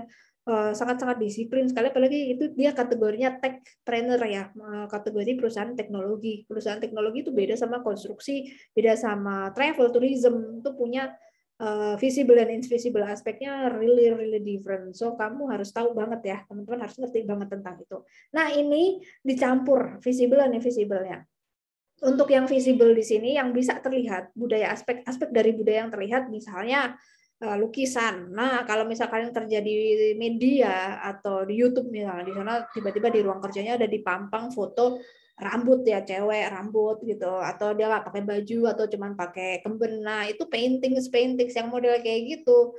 Itu tuh kategorinya adalah visible gitu ya, yang terlihat. Tetapi ada budaya yang dimaksudkan invisible-nya adalah kreativitas. Oh, art tuh seperti ini loh, tanpa harus mengecap sarung, nggak pas kayak gitu. Kalau di art kan tidak ada yang seperti itu. Yang penting dia keindahan, dinamika harmonis dan sebagainya, paintings. Nah, facial expression, wajahnya harus senyum. Kalau jadi CS itu visible, karena invisible-nya adalah tentang view, cara pandang, keramah tamahan atau excellent service. Ya, itu hanya contoh. Ada customary food. Nah, customary food itu terjadi di ADP sih, kalau ada syukuran pasti makannya ayamnya ayam kuning butini. Ya wes, itu customary food, maunya itu aja, itu adalah budaya. Karena memang senior-senior kita sukanya ayam kampung ya, ayam yang dari kampung. Jadi kalau anak mudanya mungkin lebih suka yang lain, tapi kalau kita masih mayoritas senior ya udah, kita nanti kalau syukuran pasti itu aja ya, ayam kampung. Nah, itu adat yang terjadi di ADP, salah satu visible aspek gitu. Surah Rasul, Miss. Oh iya benar. Berarti kan di Wisdil Esther-nya Sudana tadi yang jari makan pakai 3 jari terus dijilat sampai bersih itu Sunnah Rasul, dan di Middle East di Arab. Nah, ini contohnya salah satu nilai yang dimiliki oleh orang Middle East, orang Timur Tengah. Kalau kerja sama orang Arab, berbisnis sama orang Arab, kita harus tahu mereka nggak handshake atau nggak jabat tangan ya dengan para wanita gitu. Makanya tadi mungkin gini, kayak Pak Ustadz, Bu, ya karena mereka nilainya religious belief gitu. Kalau Barat ya harus pegang tangan gitu. Oke, tetapi nggak harus dipaksain ya teman-teman. Kita harus informasikan ke mereka, saya begini saja misalnya. Nah, itu bisa dijelaskan di depan supaya tidak salah sangka. Oke, ini orang Arab sukanya bicara ya, ngobrol, diskusi. Makanya sekarang banyak yang pangeran-pangeran yang di Arab itu yang punya perusahaan, sekolahnya di Amerika ya, mereka melanjutkan studinya karena di sana itu kan budayanya sangat kritis dan suka berbicara, berkomunikasi, berdiskusi. Ya, orang Arab suka berdiskusi seperti itu. Oke, ini mungkin nanti bisa dibaca. Nah, pada akhirnya aturan itu akan dimanifestasikan dalam bentuk yang boleh dilakukan dan tidak boleh dilakukan. Kayak di kampus gitu kan, kalian punya aturan ya. Nanti kan magang juga pasti punya aturan atau yang harus ditaati, mana yang boleh dilakukan. Itu adalah bentuk dari budaya juga yang mereka ingin ciptakan supaya tertib gitu ya, supaya tercapai tujuan visi misinya. Tuh. Ini Afrika. Jadi Afrika juga punya nilai budaya masing-masing gitu. Chinese juga punya. Nah, ini Gerd Hofstede teori. Saya mau kasih sedikit wawasan tentang dimensi budaya supaya kita ketika kerja di bangsa kita sendiri di Indonesia, kita ngerti kayak apa sih budaya di PNS, budaya di state owned enterprise atau kita bilang BUMN, dan gimana kerja dengan milik family business gitu, corporate yang family business, PT yang biasa di luar dari dua tadi. Nah, menurut Hofstede, dia adalah seorang pakar psikologi dan pakar ini ya, sosiolog, bercerita kalau budaya itu merupakan sebuah program mental yang membentuk pola pikir manusia ya. Akhirnya mereka ini akan berperilaku pada akhirnya, dan perilaku ini sangat dipengaruhi oleh budaya setempat atau orang-orang di mana mereka tinggal. Akhirnya kalian memilih bahwa pelaut itu di nomor sekian, si cowok nomor sekian, itu akibat budaya sebenarnya, akibat value yang kita sudah miliki sejak jauh, dan akhirnya kita berpikir, berkeputusan seperti itu, berperilaku seperti itu. Jadi ketika seseorang merespon sesuatu, kita udah tahu dia itu menganut nilai apa, dia ini budayanya bagaimana di rumahnya. Nah, kalau menurut Hofstede di tahun 91, Dia melakukan penelitian tentang pengukuran dimensi budaya, teman-teman. Dimensi budaya di negara-negara. Itu ada banyak, ada 5 ya. Ada power distance, individual, uncertainty, ada masculinity, dan long term. Nah, untuk Indonesia, kita ada 2 sorotan. Nanti kalian akan temui ini mayoritas ada di Indonesia. Jadi semua bentuk budaya kerja di Indonesia, baik itu BUMN, baik itu PNS, baik itu perusahaan pribadi, korporat pribadi, itu ada 2 sorotan dimensi menurut Hofstede. Pertama, power distance. Nah, ini dari penelitian si Hofstede tadi, kantor-kantor di Indonesia atau masyarakat Indonesia sendiri itu punya power distance atau dimensi budaya dengan power distance-nya cukup tinggi ya. Artinya masyarakat kita itu sangat bergantung dengan hierarki atau jenjang senioritas dan junioritas. Perbedaan hak antara penguasa dan yang tidak punya kuasa itu sangat tinggi, sangat punya kesenjangan, dan kita sangat dikontrol oleh yang namanya orang berpengaruh. Jadi contohnya aja, misal kita ini kalau bekerja, kalau nggak dikontrol atau nggak dimandorin, hasil kerja pasti jarang sekali tercapai. So bisa disimpulkan masyarakat Indonesia itu kerjanya, kontrol kerjanya ada di luar dalam dirinya, jadi ada di luar dirinya. Jadi jarang banget orang Indonesia itu bisa inisiatif doing gitu. Mungkin dari sekian persen hanya berapa persen gitu ya. Akhirnya sekarang pada punya perusahaan startup atau menjadi pengusaha seperti itu. Nah, untuk bisa punya kontrol otomatis dalam dirinya, itu independensi berpikirnya harus terbangun, dan itu budaya kita tidak seperti itu. Budaya kita sudah sejak dulu kita ini berada di penjajahan, fase penjajahan yang lama. Artinya semua hampir mayoritas budaya perusahaan yang ada di Indonesia itu harus dikontrol, teman-teman. Gitu ya. Termasuk kita sendiri, kalau nggak diawasin, nggak dikasih feedback, mana kagak selesai nih gitu. Jarang banget yang tiba-tiba udah selesai, Bu. Itu paling dari 1 kelas 1-2 anak, jarang yang lebih dari separuh kelas. Gitu ya. Ataupun ada, kalaupun ada, katanya teman saya pernah tuh ngajar di UNY juga, di salah satu fakultas di jurusan tertentu, tetangga kita sendiri sih, itu di luar ekspektasi katanya, anak-anaknya nggak perlu dikontrol, dia punya kontrol dalam dirinya. Wow gitu ya, ini iklim ini gimana cara bentuknya gitu, kita penasaran aja sih cara ngebentuk nilai itu bisa tertanam di anak-anak ini. Nah, artinya dengan adanya masyarakat punya kecenderungan kontrol dengan pemimpin dan orang pengaruh, artinya kita itu orang yang suka cari opini, teman-teman. Jadi butuh masukan dari si orang tua, atau yang kita bilang waktu kemarin kasus si pelaut, orang tua itu sangat kita anggap, atau mayoritas orang Indonesia menganggap butuh sosok orang tua ini gitu. Yang ada di si pelaut butuh guidance, di satu sisi butuh feedback juga. Jarang sih yang dicul-cul gitu, Bu, aku mau dicul-culin aja, Bu, aku maunya dikasih teritori aja, aku nggak mau diawasin gitu. Sesungguhnya suka dia, nggak ada yang karakter kita tuh bawaannya sebenarnya ya suka nggak diawasin aslinya loh. Tetapi hasil kerjanya pasti nggak terkontrol, teman-teman, susah ya. Nah, itu berbanding dengan negara-negara yang memang sudah maju ya, karena kita masih negara berkembang, itu kontrolnya ada di luar diri kita gitu. Nah, untuk sorotan kedua yang digarisbawahi sama si Hofstede tentang budaya kerja Indonesia mayoritas, itu ada faktor individualism versus collectivism, di mana itu sangat rendah. Tapi bukan berarti ini buruk ya. Di sini maksudnya itu ada sebuah karakter saja. Pasti ada positifnya setiap statement. Nah, kenapa? Artinya Indonesia ini sangat kolektif sekali, individualnya rendah. Ya iyalah, kita kan negara yang suka kepo ya. Bahkan sosial media aja berkembangnya di sini pesatnya. Padahal yang buat sosial media itu negara-negara individualis orang-orangnya ya. Nah, budaya kolektif yang tinggi ini itu, atau kita ini orang Indonesia suka banget ya yang namanya ngumpul-ngumpul, ngobrol, hangout. Makanya di Jogja itu kan terkenal banyak kafe, kopi, Jakarta, Bandung juga sama. Artinya kita tuh orang komunal ya, masyarakat kita tuh suka banget budaya-budaya ngobrol gitu, atau hanya santai, itu seneng karena nilai-nilai itu sudah terbangun gitu, dan suka berkelompok lah intinya. Nah, kalau di barat nggak suka ya mereka. Kalau nggak ada hubungan kerja, ngapain nih ngompol-ngompol? Saya mendingan mencapai cita-cita, ketinggalan biarin aja mereka, yang penting saya mah sukses. Nah, ngeri banget kan kalau kayak gitu. Itu individualism. Nah, mereka sangat tinggi di negara-negara maju.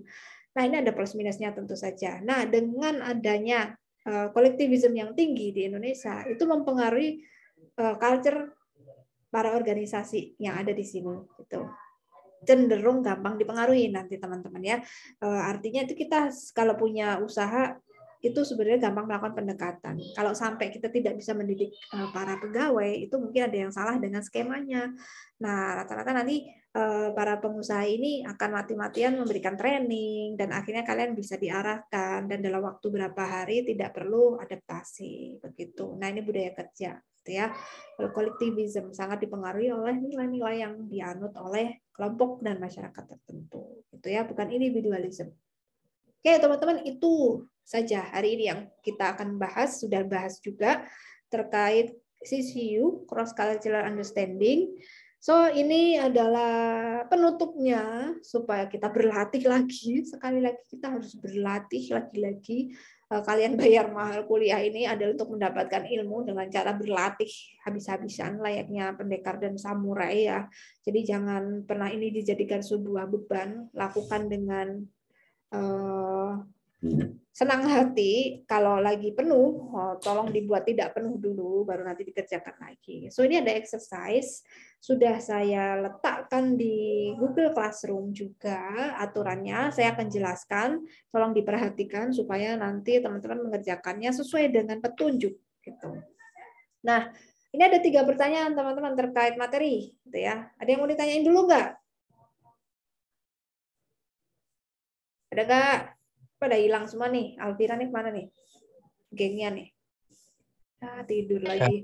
Belum ada.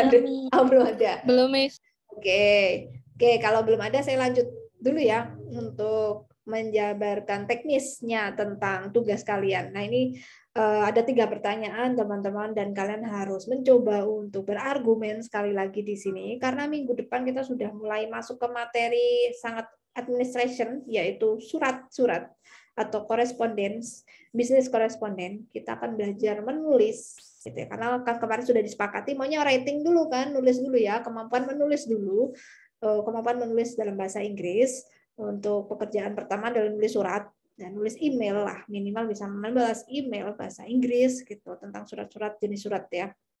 Yang pertama pertanyaannya adalah apa yang Anda pahami gitu, atau menurut Anda ya bagaimana pendapat Anda yang terkait dengan budaya atau dampak dari budaya yang sangat berbeda itu tadi, yang banyak nilai-nilai yang dianut masyarakat setempat terkait dengan perkembangan sebuah bisnis. Gitu. Apa korelasinya gitu loh? Apa korelasinya perkembangan sebuah bisnis atau organisasi bisnis atau usaha itu dengan budaya setempat gitu. Apa korelasi dampaknya gitu. So, kalian harus menjabarkan dalam 1 paragraf begitu ya, 1 paragraf teman-teman. Oke, jadi 1 pertanyaan dijawab 1 paragraf.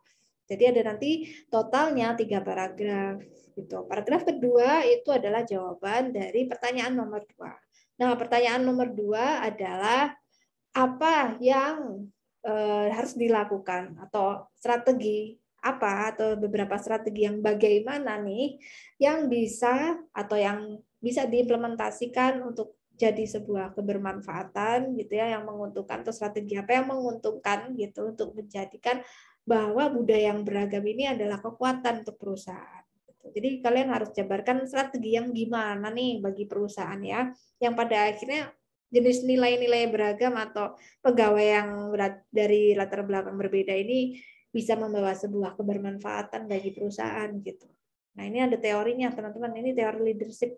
Nanti kalian sedikit saya singgung di minggu depan ya, supaya siapa tahu jadi pengusaha sudah ngerti tentang ini sedikit-sedikit. Namanya sinkronisasi diskotomi. Ada banyak perubahan, banyak perbedaan tapi jadi kekuatan. Siapa tahu bisa kalian temukan ya, sinkronisasi diskotomi itu strategi mengadaptasikan perbedaan untuk jadi sebuah kekuatan. Nah, itu lagi digodok seluruh dunia tentang ilmu ini. Itu ilmu sangat berharga, semua perusahaan lagi mati-matian belajar itu. Gimana perbedaan bisa jadi kekuatan, bukan jadi kelemahan. Nah, nanti kalian harus bisa menjabarkan argumen 1 paragraf. Nanti saya beritahukan teknisnya ya setelah saya jelaskan pertanyaannya. Oke, pertanyaan ketiga adalah tentang apa saja jenis elemen atau aspek-aspek dalam budaya tersebut yang bisa menyebabkan sebuah dampak yang negatif atau membawa potensi yang negatif. Nah, elemen di sini silakan kalian cek kembali, yaitu yang sudah tadi kita bahas tentang visible dan invisible aspek dalam budaya. Jadi yang terlihat secara indera dan yang tidak terlihat. Yang terlihat itu misalnya cara berpakaian, seragam, ritual, and custom. Kalau hari Jumat itu di kantor secara universal di Indonesia pasti istirahat jam 11 karena mayoritas kita Muslim jadi istirahat. Di Bali nggak ada loh. Teman-teman saya ngajar di kampus di Bali itu jam 12 saya istirahat, teman-teman. Ngeblas aja gitu ya. Jadi teman-teman dosen yang ngajar di Bali itu jam 1 ya, baru istirahat ya. Jam 1, jam 2 itu baru istirahat. Nggak ada istirahat ya, nggak ada lah. Kita mayoritas bukan Muslim gitu. Oke, we know it gitu. Nah, di Barat juga sama ya, teman-teman. Nanti tapi kalau si perusahaan Barat itu masuk ke Indonesia, mereka menyesuaikan. Gitu. Kalau kita di sana, kita minta excuse karena kita jadi minoritas. Nah, kalian harus pahami posisi-posisi seperti itu karena terkait culture. Kalau kalian pernah bersinggungan dengan budaya yang berbeda, kalian akan jauh lebih toleran nanti. Itu ya. Jadi memang harus punya banyak wawasan terkait keberagaman, diversity cultural. Apalagi kalau nanti kerja, apalagi orang administrasi ya, karena ini dinamika sosial. So, nanti pilih salah satu atau beberapa elemen, boleh 2, boleh 3 dari visible atau invisible aspek budaya perusahaan tadi yang bisa punya dampak kira-kira ke hal-hal negatif yang menyebabkan konflik gitu di kantor. Nah, itu yang mana dan mengapa. Nah, cara menjawabnya sama, setiap pertanyaan itu disajikan dalam satu paragraf begitu ya. Nah, gimana Bu cara untuk membuatnya? Sama seperti yang sudah saya jelaskan di kelas debating ya, di kelas debating atau di kelas sebelumnya tentang berargumen, teman-teman. Panduan intern. Oke, ini kelas pagi, ini kelas siang.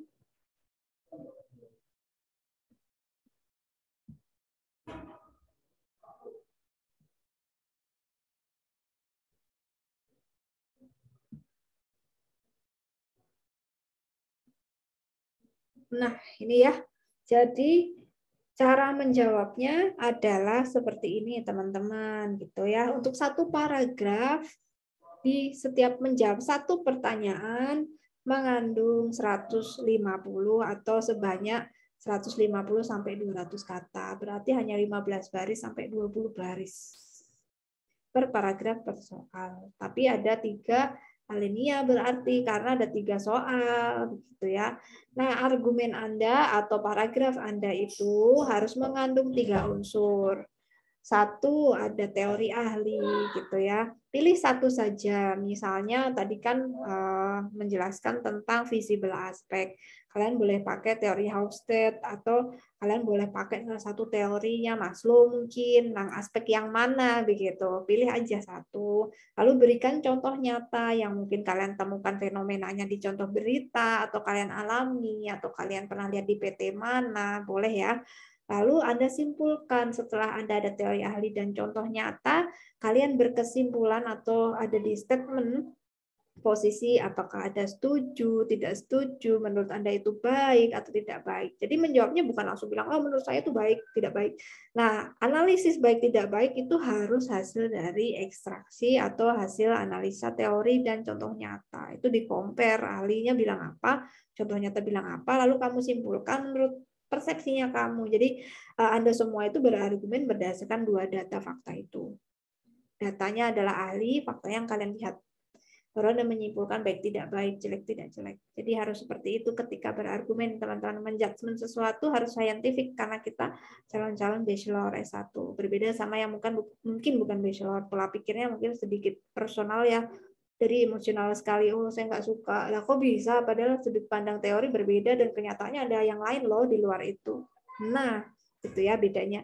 Dan ini kita tunggu sampai hari Sabtu malam, teman-teman. Jadi ini waktunya hanya minggu ini saja. Supaya minggu depan segera bergegas ke skill yang lain, yaitu menulis surat bahasa Inggris. Latihan nulis email lah besok. Yo, ada yang mau tanya dulu, baru kita masuk ke internship nih. Mungkin itu saja. Udah jelas ya? Kira-kira? Jelas, Miss. Oke, kalau udah jelas, saya tutup ya teman-teman. Nanti kalau misalnya mau tanya lagi, ada yang masih kurang jelas, silakan di grup, ditanyakan di grup WhatsApp. Oke, sampai ketemu lagi teman-teman. Terima kasih sudah stay tune dan mendengarkan serta memperhatikan dengan baik. Saya harap semuanya sehat selalu. Kita ketemu lagi minggu depan. Wassalamualaikum warahmatullahi wabarakatuh. Selamat siang.